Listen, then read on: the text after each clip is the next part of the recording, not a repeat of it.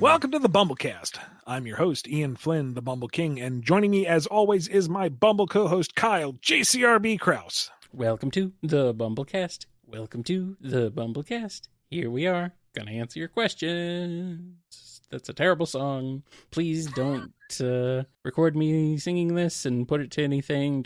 No, stop. Hi, Ian, what's up? I sincerely hope, against hope, that T-Lopes hears this and somehow works his magic on that.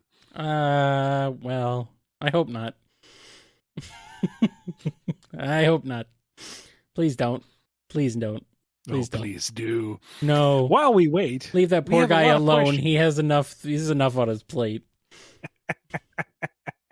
We have questions for our patrons over at patreon.com/BumbleKast, Ko-fi.com/BumbleKast, and our YouTube members. Indeed we do. We have many, many questions, so let's hop right on into it with miles per hour.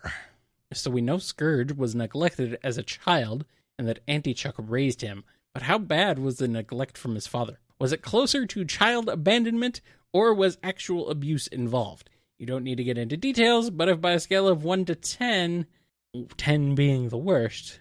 No, I don't think it was any actual physical abuse. I think it was just, I almost feel like neglect is too direct an idea. It's just, he existed and Auntie Jules didn't care.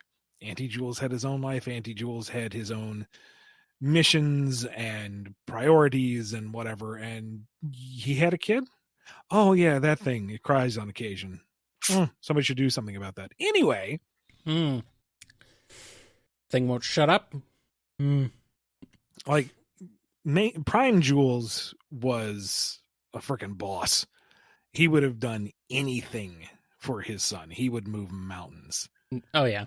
So Auntie Jules just didn't care. Mm-hmm. I mean, yeah, that's neglect, but I still feel like neglect almost as a idea almost implies a conscious attempt to not tend to him, whereas Auntie Jules just like indifferent. What about Auntie Bernadette? Harder to get a read since she wasn't as defined a character, but probably in the same boat. I mean, Prime Jules and Bernie were a very loving and supportive couple of one another. They were stronger together. Ergo, Auntie Bernadette didn't really care for anybody. She was all about herself. They weren't a family as so much as they happened to occasionally occupy the same space. And just happened to have a kid? Mm-hmm. Yeah. Great. So, Hun, I'm told that having a family looks good in front of these Overlander people. Should we try? Yeah, all right. Just don't care. And then Auntie Chuck's like, yeah, I could do something with that. Yeah. Hey, there's Sonny Boy. You want to run errands for your uncle? Just deposit this thing over in that mailbox. Don't ask why it's ticking. You want to run? Hurry back. You don't want to be in the blast radius. You want to run errands for me? Want to run? Luminous Stranger has a question. Is the white space a realm that's atemporal, no time, and aspatial, no space? Since it was, 1, implied in the story, and 2, made by Time Eater, who can seemingly function without the concepts and obliterate them, according to Eggman in the 3DS version of Generations? Sure, that can work. I don't know. That's what's kind of established in the game, and it's not a lingering plot point. Nope. Here's one from Loop-de-Loop. What are your thoughts on the last level of Sonic Colors, Terminal Velocity? The game is pretty good, but the ending is the most memorable thing to me about it. Black hole behind you, a stunning view of the Earth as you're running towards it, and a kick-ass theme that encapsulates all the feelings in that moment. I was wondering if either of you two shared similar or different feelings about it. Yeah, I liked it a lot. It felt a little odd to still have one more stage after the final boss, but that version of Terminal Velocity is more of a celebration, I guess, at the very end. It's very easy. Yeah. Whereas the Terminal Velocity that you unlock afterwards takes no mercy on you. And I appreciate having the easier spectacle to wrap things up rather than here's your final boss fight and then here's a gauntlet just to wrap up the game. That would have been tedious. So yeah, overall I like it. Yeah, it's not bad. Good tune. good. It looks good. Looks cool. I like it. I dig it. I also appreciate that it's called Terminal Velocity, if only because it reminds me of one of my favorite old school PC games, also called Terminal Velocity, which is a pretty fun 3D space shooter from the time. So, yeah, I like it. Here's one from Jolene B. You've mentioned Sega being unwilling to touch anything that came out of Archie, but elements like Ray's blue shoes and the characterization of Bean and Bark have shown up in Mania and IDW. Is this just because they were grandfathered into canon before Sega cut ties with Archie, or is it a sign that other minor elements could potentially come back?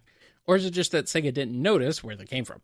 Let's not dwell on this or discuss it too much in a public forum that's being recorded. Let's just be happy with what we have and not scrutinize it too hard, shall we? Don't tell them. Don't say anything. Shut up. Here's one from Exadel. I know your general rule is to avoid fan content, but if you've seen any, what are your favorite Sonic game mods? Personal favorite of mine is Codename Gamma's Chat vs. Sonic Mania, a mod which integrates Sonic Mania into your Twitch chat and allows people to send donations that cause effects such as bouncing Sonic randomly, spawning instant kill badniks, plastering random emojis or memes on the screen, or transforming you into Big the Cat. That sounds incredibly robust. I didn't even know make these things. I didn't even know this existed. How do I get the transform you into Big the Cat just into normal Sonic Mania?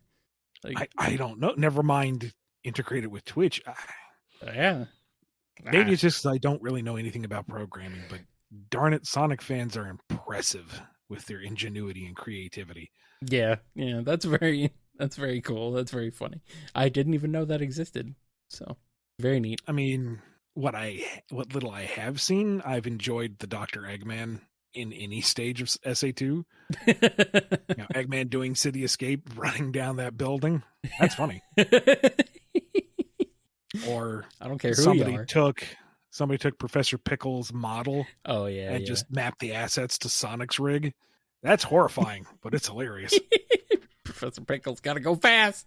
There he goes. Yeah, that's a good one. What about things like Tangle in Sonic Robo Blast 2? I know you haven't played it, but you've at least seen it. I've seen stuff here, and that's kind of amazing. Too. Was Whisper in that one too? Oh, good, finally. Yeah. Tangle and Whisper are both in Forces too. You can actually play as both of them, which is I've great. seen some of that, yeah, which makes sense because that's what they were kind of designed with in mind at the time. So yeah, yep. Just replace Sonic with Tangle, and then Buddy with Whisper, and bam, you got it. I don't care what other people say. This Phantom's great. Yep. There's a few of you out there. You know who you are, but most of you guys, you're cool. I like you. Ah, man. I just like the game mods that are like the ultimate versions of certain games, like, the Sonic Adventure Better SADX that just fixes everything about the PC version of the game and just brings back all the stuff that got cut out from the Dreamcast and just reintegrates everything. It's kind of amazing. The Starline mod for SA2 is hilarious. Beg pardon? You've seen it. It replaces... Yeah, we talked about it. It's the... it replaces Rouge with Starline. Oh, that's right. Yep, and the jiggle physics are still there. Yes, they are still there. Point is, he's got that strut. Absolutely. Yes, he walks just like and the kicks. That's because it's the spurs for the kicks. Right. Yeah. Yes, it's incredible. Yes. It was a thumbnail once for BumbleKast even. I made it when we talked about it. That was a thumbnail for the episode. We've had a lot of episodes, Kyle. I can't keep up with them. I know. I can't keep up with them either. I can't remember anything. I just remember thumbnails sometimes. I remember thumbnails because I have to look them up and put them together most of the time. So, but I remember that one. But, yeah, there's so many. So many. It's just amazing. Here's a question from Dove. Sonic, he can really move. Sonic, he's got an attitude. Sonic, which continuity do you think he is truly the fastest thing alive? Maybe movie Sonic. Maybe. I mean, it's a little hard to say, but just because the way that you convey speed in game versus how you can do it in a movie is completely different beasts. But I just feel like maybe movie Sonic's got just a little more speed to him. What about Archie Sonic? It depends on the issue. Depends on the writer. Yeah. Sometimes he's Silver Age broken, and sometimes he's more game accurate. Yeah. I know some of you power scalers in the comments getting real uppity. But like movie Sonic had some stuff where he was like pulling the Quicksilver out of X-Men level of speed. Right. Yeah, that's true. Rockets in flight are at a standstill, and that's more than what game Sonic usually does. So I'm inclined to say movie Sonic. There's also, I mean, modern Sonic has the boost, but how fast is the boost really? That's only Mach 1, because he only breaks the sound barrier once. So, or multiple times if you just keep hammering the button. Well, I guess if you keep hammering, well, that's if he's like hovering right around speed of sound. So he's just constantly going in and out of Mach 1. He's just blowing up windows behind him the whole time. I don't know, man. It's one of those. Here's a question from Conga. Will the IDW Comics ever get to explore Silver's future? Or maybe it's his present? So far in the IDW Comics, Silver's time has really only been used to show the effects of the metal virus. Could an arc based on Silver ever happen for the IDW series? Would you like to see characters like Gold and Von Schlemmer return? Yes, I am a fan of the Silver Age arc. Thanks for asking. Yes, Conga, I too am also a fan of the Silver Age arc. Yes, you have good taste. Gold and Von Schlemmer, I'm pretty sure, have been lost to time. Especially Von Schlemmer. Gold, you could make an argument for, but not likely. But I'm inclined to say that we can't really do anything with Silver's time until we actually get official material on it, like SEGA does something first. But we kind of got to establish Blaze's palace, which I would have thought was off limits, for the same regard. So maybe for right now, he's chilling out in the present with everybody else. That's what the 2022 annual covered. So pick that up if you missed out on it. But I mean, his future's still going to be there by virtue of the progression of time. So maybe we'll go back to it. I don't know. I mean, Evan's lead writer now, so she's into Silver. So Who knows? And our last question before we take a break is from Mighty Ray. Silly question. Which Sonic character do you think could out-eat Ray in a pancake eating contest? You can't say Eggman because we all know he'd cheat. Mighty. This is a Boom episode. Again, another one. Mighty, he's a mighty boy. He needs his intake. He needs fuel for that fire. A mighty meal. What about Knuckles, though? Knuckles could pack away a few, but I don't know if he could get that carb loaded. He's got to, he's have you seen that guy? He skips every leg day. We're not talking Boom Knuckles, we're talking Knuckles. Oh, okay, fine. I was talking Boom because, this is just another Sonic Boom plot. It could be, but Ray isn't in Boom. We're focusing on, what we have. So, look, not everything has to become a Boom episode, even though it would be hilarious. Why not? That's it, yeah. At this point, it might as well. I mean, whatever. The whole thing is Eggman has concocted some kind of mind control serum that he makes look like a pancake syrup. So he makes the pancake eating contest trying to brainwash everybody. Except it tastes nasty. So when Cubot's like, how are we going to get people to eat it? And he's just so tired of hearing this question. He's just cut it out, Cubot. And so Cubot cuts it out. It's just syrup. Well, all right. There we go. That's it. It's just syrup. It's just syrup. Delicious, so Sonic and Knuckles make delicious syrup. themselves sick trying to eat all the pancakes and outdo one another. Mm-hmm. Yeah. And otherwise, everyone enjoys a nice, pancake celebration. Thanks, Eggman. That was nice of you. Yes. And Ray can guest star in this episode just so we haven't completely lost the lead. why not? I mean, we've talked about other characters just showing up in Boom because why not? It's the best way to do things. It's the best way. It's always the best way, Ian. Boom is the best way. Boom is the way. The only way. Anyway, we're off to take a break. We'll be back with more BumbleKast.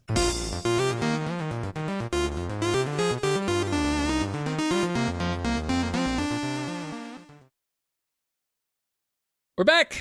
We got a question from Classic Sonic. How do you think Gunn, minus the president, views Sonic and his friends? Would they see them as valuable allies or reckless vigilantes that further escalate the situation while leaving a wake of collateral damage? Hard to say. We don't get a lot of input from Gunn's side of things, aside from big trucks and lots of collateral damage of their own. Mm-hmm. Personally, I think it would, and this is headcanon, but I would find it more interesting if they were kind of a third faction in all this, that they saw, these super powered animals as a liability. And sure, Sonic is on the side of the general populace for now, but he plays by his own rules. What if he decides one day that he doesn't like everybody else? He's going to topple a skyscraper or two with a, ill-timed spin dash. That's no good. We need to bring these animals in and make sure that they're under control. And Sonic's like, no, I enjoy freedom and doing what I want when I want. Go away. And then they call him the truck. And then he runs from the truck. That still somehow manages to keep up with him, even though he should be way faster than the truck. Hey, in Generations, that thing was rocket powered. That's a good point. But not the first time. Very, very skillful driving. I don't know. They caused a lot of collateral damage. It didn't seem very skillful at all. Well, I mean, it's plowing through parked cars just as easily as Sonic was, so that thing's got some oomph. Also, why is the truck as wide as the entire street? It should only be as wide as a single lane. Like, what's the deal with that? That's a standard civilian truck you're thinking of. This is a gun truck. Okay, fine. Whatever. It's built to squash. Well, that seems silly. That just seems silly. Here's a question from Chaos Sonic 1. In Yu-Gi-Oh! Zexal, it is revealed that chaos is the will to desire created for oneself and a force that drives primitive life to keep on living. Now, SEGA is no stranger to copying anime like Dragon Ball Z. Think SEGA will copy this also for the Emeralds? It is better than the Chaos Force. If they were going to do that, I would think they would have done so by now. I think Yu-Gi-Oh! As a franchise is a bit long in the tooth, but what do I know? I could be very wrong. I mean, how long in the tooth is Dragon Ball? How long in the tooth was Dragon Ball when SEGA pilfered from it originally? Yeah, true enough. So, yeah. I mean, for now, it's just kind of a vague energy source of a limitless potential, which is, arguably more malleable than something built on will. I mean, if the thing is built in to say, they do whatever because of whatever, you can do a lot of stuff with that. Yeah. You can't build it on will anyway. That guy's got to go live his own life. Here's one from Chaos Shadow. If you were allowed to write a Sam and Max story using any characters from the games, cartoon show, or the original comics, what would the story be about, and would it be an overarching story or a one-off special? I would want to do my research first. I'm no expert on Sam and Max, just kind of a casual fan of it. I'm more inclined maybe to mine from the cartoon because that's what I'm more familiar with. But again, I'd want to go through like the game material because I know that the old point and click adventures were especially popular. Yes. And The you know, Telltale comics, ones are also great, though. Both good. And the comics are where it all started. So, you know, pay your dues, pay your respects. Absolutely. But Sam and Max, from what I remember and what I've experienced, is pretty much anything goes. You know, even if there is a easily to understand end goal for them, the story can take any direction. Any non sequitur will work. So it kind of comes down to what would I do with Sam and Max is, I don't know, just write any random crap that I found funny and desperately try to match the level of wit that the book has. And then the rest would just fall into place. I mean, sure, why not? God, Sam and Max. Love them. I should binge the cartoon again one of these days. It has been a very long time since I've even watched it. God, such a good show, though. It's the cartoons voices that I have in my head forever. So when, you know, the newer games came out, it's like, they don't sound right. This is wrong. And they did a perfectly fine job. It's not my Sam and Max. Yeah. I mean, they still sound fine. They sound good. I thought Max in Poker Night sounded all right. So, I don't know. It's fine. I'm into it. Speaking of things I'm into, here's a question from Andrew D. As somewhat of a follow-up to my last question, you mentioned that the Chaos Emeralds gave the Zeti their flashy powers from Lost World. Does that mean they can't normally use their powers from Lost World? Why were they able to use them in Lost World?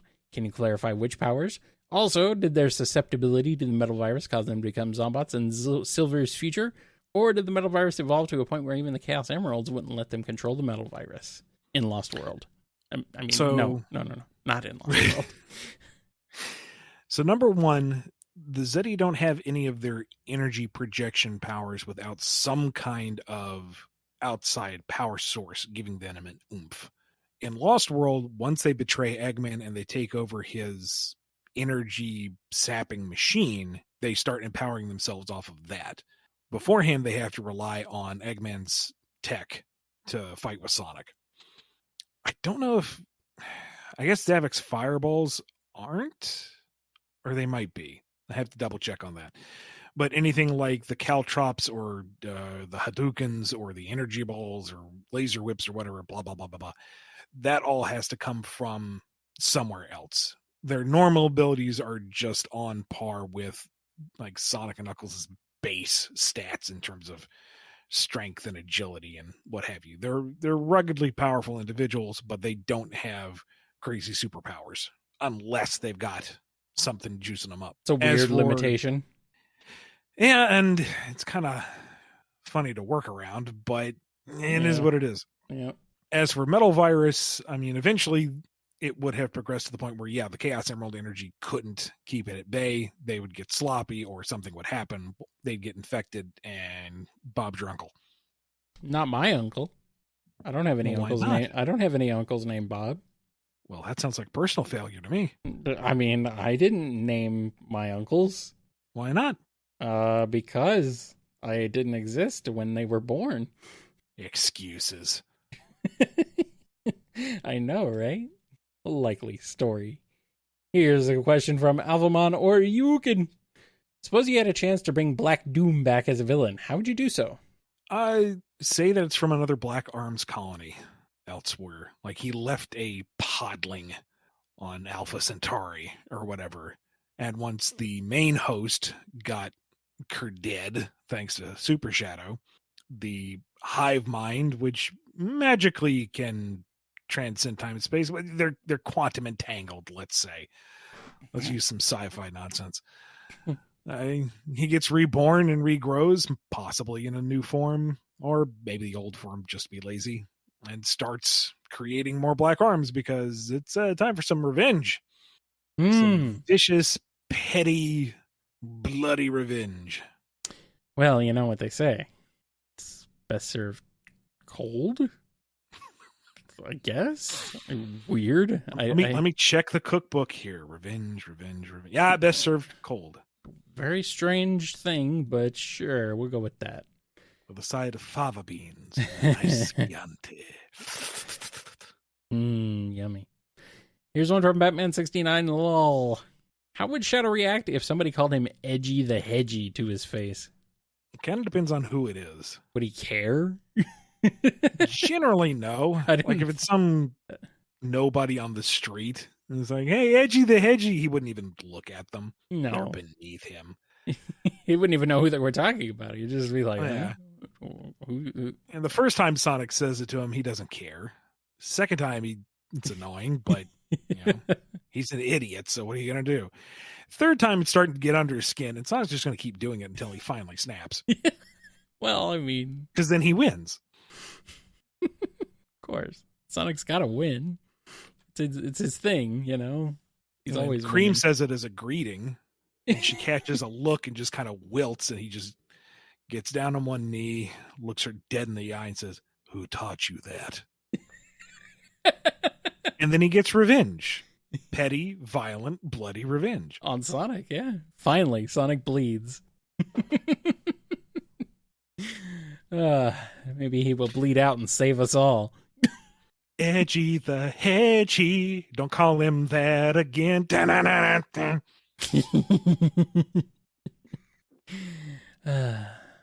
All right, you know what to do. Next, whenever you're writing Sonic again in another game, you got to do Edgy the Hedgy is the joke, Just and then lean into it hard and call him that forever, just like Baldy McNosehair.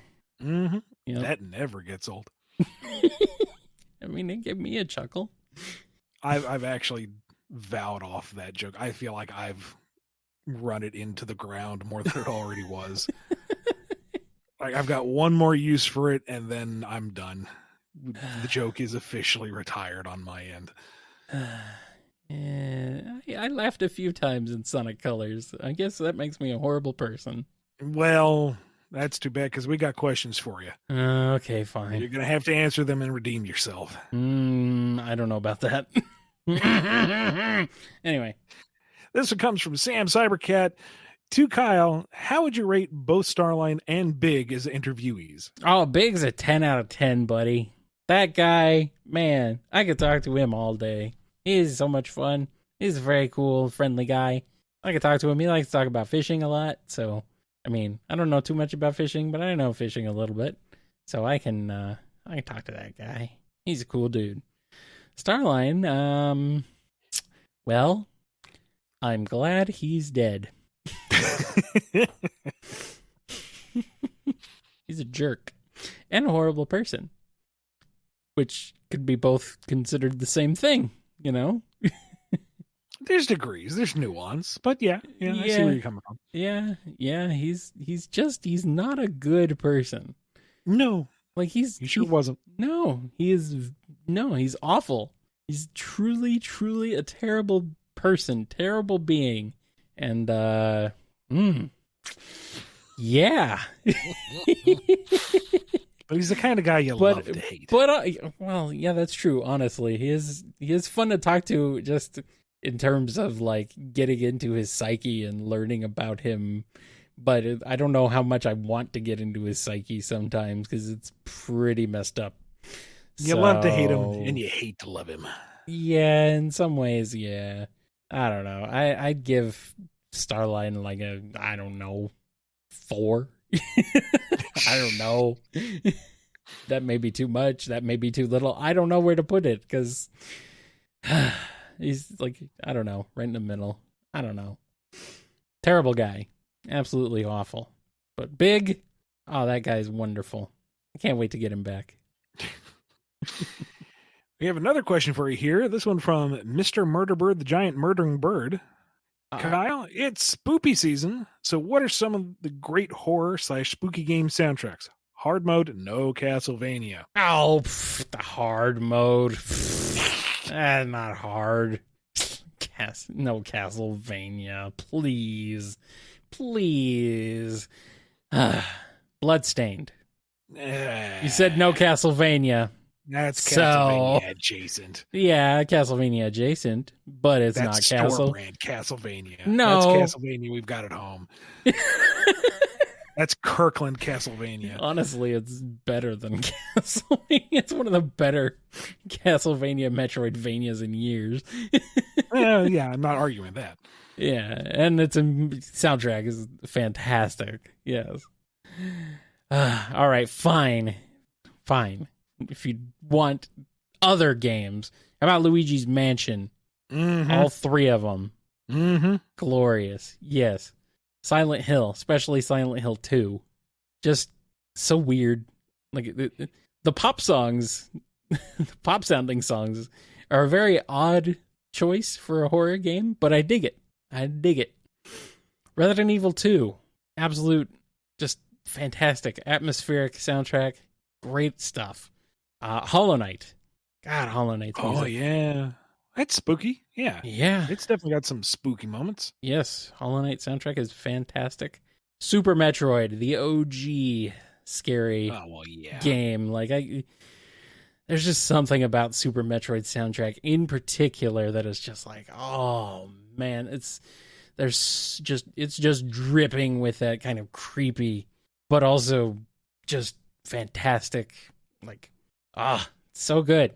So good. Mm-hmm. Metroid Prime, similar, but I'm going to go with Super Metroid.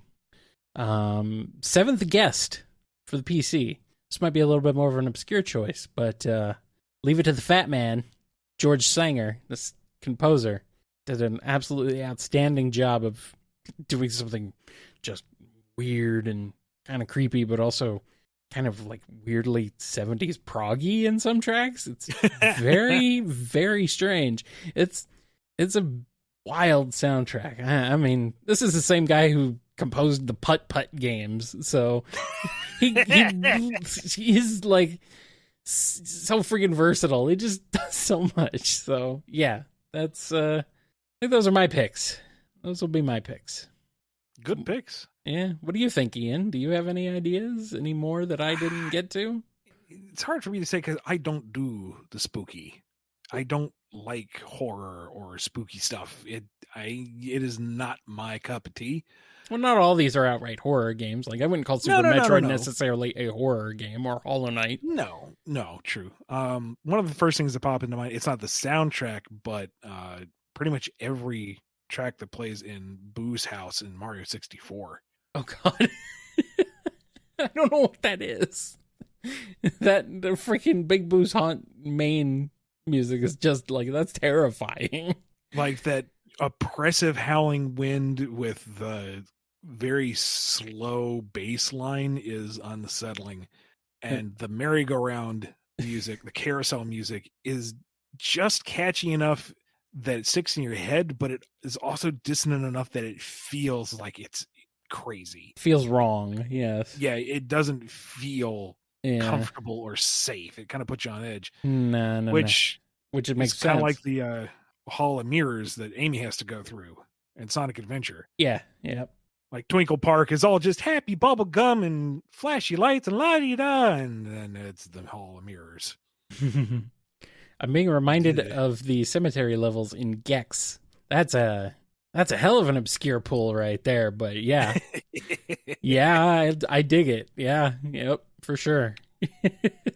There was I'm not going to be able to remember it exactly, but there was a stage in Baton Kaitos where everything looked like it was made of melting mud.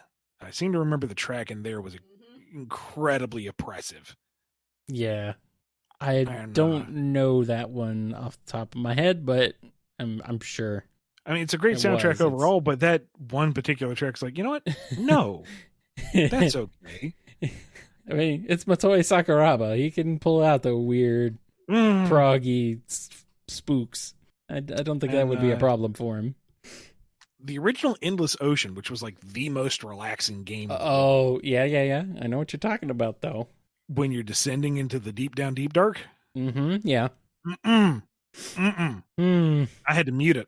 That oppressive bass line. No, sir. Can't do it. Just thinking about it gives me the Ghiblies. Ghibli, Ghibli, Ghibli. The Ghiblies. Another one from our chat, pulling out another obscure one, Fazanadu for the NES. Pretty good spoopy music in that one. Yeah, yes, absolutely. Some NES soundtracks were just kind of weird, but also good, you know? It's like you get the little bit of weirdness going on in there, and then, yeah, there's just something about them that kind of makes it a little creepy, you know? And while I can't really think of the soundtrack itself being especially creepy, with Dead Rising, you know, we played that game a lot. And yeah, it's not really, I mean, it's a zombie game, but it doesn't really feel like a horror game. It's not really a scary, it's not really a scary game. It's like Castlevania. It's not, I don't really consider that a horror game. It's more a horror themed game. Yeah. So. But then we'd go to the mall and we're just walking around and I'd go, do-do-do-do-do.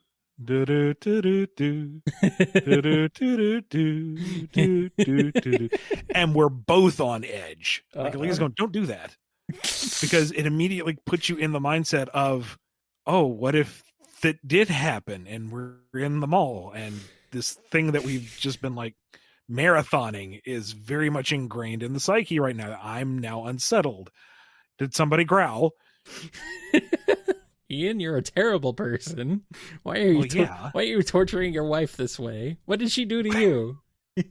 She made the mistake of marrying me. That's what. Oh, well, yeah. You're not supposed to agree with that. Oh, well.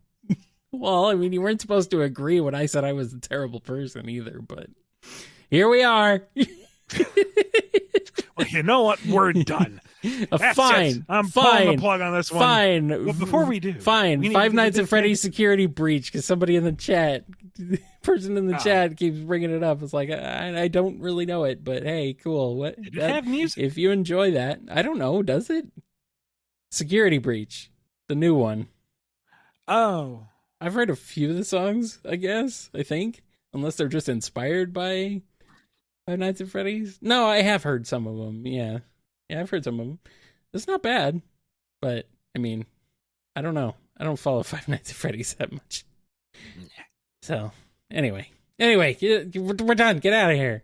Take that first. We got to give a big thank you to all the folks over at patreon.com/BumbleKast, Ko-fi.com/BumbleKast, and our YouTube members for supporting the show. Big thank you to Daniel H., Alex B., James K., John B., Jennifer R., Robotnik Holmes, Samuel P., Sam Cybercat, Torchbound, Mike B., Dave M., Andrew D., Salute Cat, Coupling Crew 128, Jay Frost, Do As Diz Din, Hero of Light 13, Professor Scruffy Matt, Ryan D., Chris A., Noni, Sony, John M., Jib, Don B., Yami M., Lee H.K., Fiona M., Lisa M., Invade Turbo Tuna, Chevelle, Ben W., Sonic, Scurvy Pirate Hog, Keeper of Monsters, Axis, Tick, Xander, Running the Painter, Jonathan D., Final Neil, Arc Fighter, The Name is X, Solaire Stain, Nemric, Godzilla, Justin S., Alex G.S., Daddler the Dalek, Ava Arctic, Quaggle Gaggle, Sonic Legacy, Dove, Professor Rye, Just a Mountain Soul, Pedanticat, Cameron H., Nondel, Red the Supernamic, Chad, Les, Jennifer H., Starlight Sec, Alphamon Aryukin, Twilord, Joshua S., Omega Watt, Jolene B., Preston M., The Disgayan, Dapper Shinks, Noah S., Sonic 84, Kojiro Highwind, Supersonic Fan, Awesome Cakester, Of the Stars, Chaos Sonic 1, Radry, Chase L., Callum Q., and Tails, Red Wolf, Derusival, Maddie H., KJB, Wild 48, T Ranger, In Zephyr, Miles the Prower, Navarre, Exidol, Agent Kaz, The Marble Gardener, Mox, Owen BD, For Sonic Fan, Vlad, Rhythm Raccoon, Miggy Sawdust, Pig Dan 28, Ty Cyan, Puppy the Scholar, Curly Quills, Triforce Riku, Classic Sonic, Chaos Shadow, Ozjam, Shimmy M, Michael P, Angela V, Delta God 77, Fang the Werehog, Nova Poly Duo, Smiley 21, The Flower Garden, Sammy Yes, Sterling Sonic, Caswell, Mr. Murderbird, The Giant Murdering Bird, Jube, Conga, Shakira Law, Rocketman, Windskull, Delonte, Sky the Desu, Supernova, Indibend, Superior Pizza, Sonic Padge, Lacey M, Unlikely Veronica, Thigolf, Phi, The Children Grow, Learn What's Right, Tetsu Knife, Loop de Loop, Omega Man 21, Crowbo, Sonic Mania 2099, Hadronis, Nils, Noob 600, Bailey, El Technopata, The Cartoonist, Vlad C, Bear Dragon 5, Steph Cube, Scourge Time, Luminous Stranger, Mighty Ray, Butter Noodles, Miles Power D, Frost the Hobbidon, Danny the Light, Metamode, Wheels 282 Hedgehog, and Jamal S. Okay, fine. I guess I'll allow that. God, I'm so glad. Thank you all so much. We'll see you next time. Yep, we'll see you Friday for more Q&A, and then on Saturday, it's the end of the month live session on YouTube, so we'll see you then. Until then, be good to yourselves, be good to each other, and we will see you next time on the Bumblecast. Catch you then. See you later. I hate that freaking monkey. Creepy, dead-eyed stare. What is it with Sega and monkeys? They got Monkey Monkey Ball. destruction switch. They got Monkey Ball. They got Samba de Amigo. They got Sonic. Freaking Blue Monkey. Alrighty then. I wish I was recording that whole thing, but I missed. I missed it.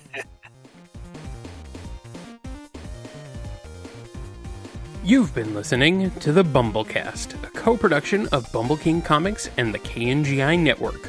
Original theme music composed by Ken Coda Snyder. Remixed intro by T-Lopes. Find out more information, along with podcast feeder links, MP3 downloads, and more at bumbleking.com and kngi.org.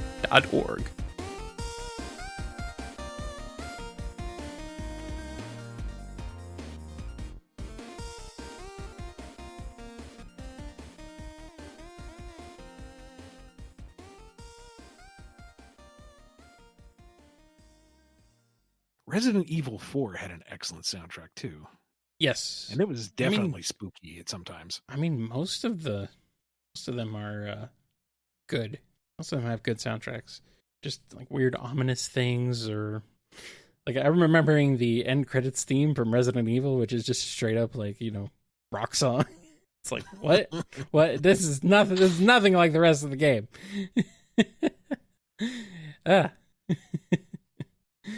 Yeah, but I kind of love things like that. Just very songs that are very dissonant in tone from the rest of the game. Like the end credits for Castlevania Symphony of the Night, Night of the Wind, or not Night of the Wind.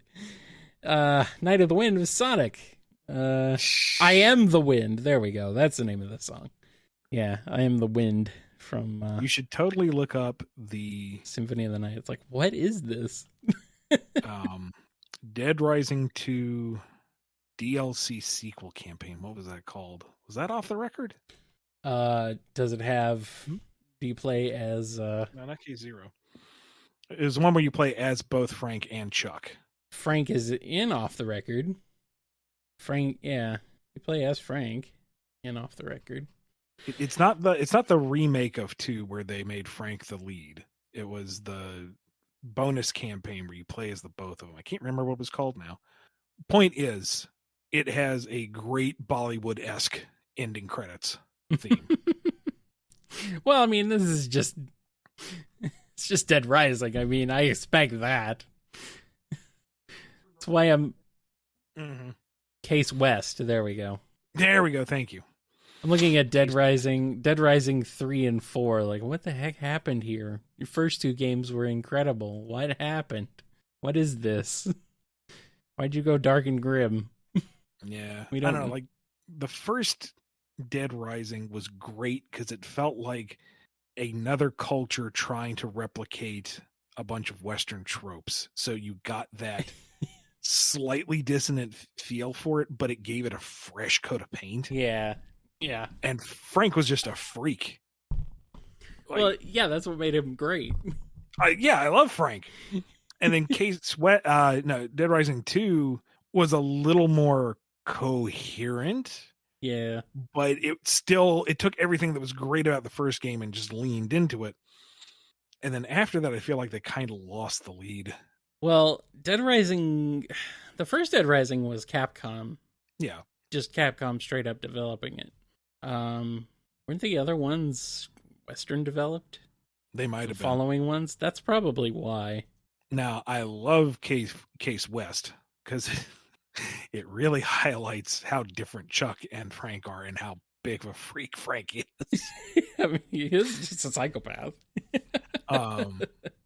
And I did enjoy Off the Record because, yeah, it was Dead Rising 2 again, but Frank is just such a weirdo that it changed the whole feel of the game. And it was heartbreaking that they turned Chuck into one of the psychopaths. Yeah. Like, he comes along and we're both like, oh no, I feel bad for Chuck. How could they do this? Like, Chuck, you're rooting for him. He's one of those few instances where it's like, here's anime dad taking care of his ambiguously sick child. Right. And you buy into it. Yeah. It was actually compelling. And you know, he didn't feel like he was insane. He felt like he was somebody just trying to get by in an insane world. Mm-hmm. Frank is just in his element. And the thing that I remember most vividly is one of the characters gets turned into a villain in his version of the game. And he fights her in some kind of like giant mecha or something. And he wins and it falls and it crushes her to death in front of him. And he just turns away and strides away like a 90s action movie hero and goes, I'm not interested in flat chicks. And it's like, holy God, Frank, no! You're a bad man, and I feel bad that I'm laughing at this. He doesn't even say it with like a hint of irony. It's just like, yeah, he knows it's a pun, and he's saying it straight, and he means to. It just he just doesn't care. Like, I think that's one of the other starkest things is like we're running around and, you know, Aaliyah's going through the various clothing options and she goes, banana hammock, what's that? I'm like, no. And too late. She puts it on Chuck and Chuck's like, Meanwhile, you put Frank in an itty bitty floral dress and he's like, yeah, I make this look good. Look at me. Frank is insane. And I love him. There's a crossover comic that I will never, ever, ever get to do. But I see it so vividly in my head. Mm-hmm. Where it's more or less a retelling of the first game, but it crosses over with the Punisher. Oh, God. And I can imagine the promo image is the two of them are kind of back to back, surrounded by viscera. Yeah.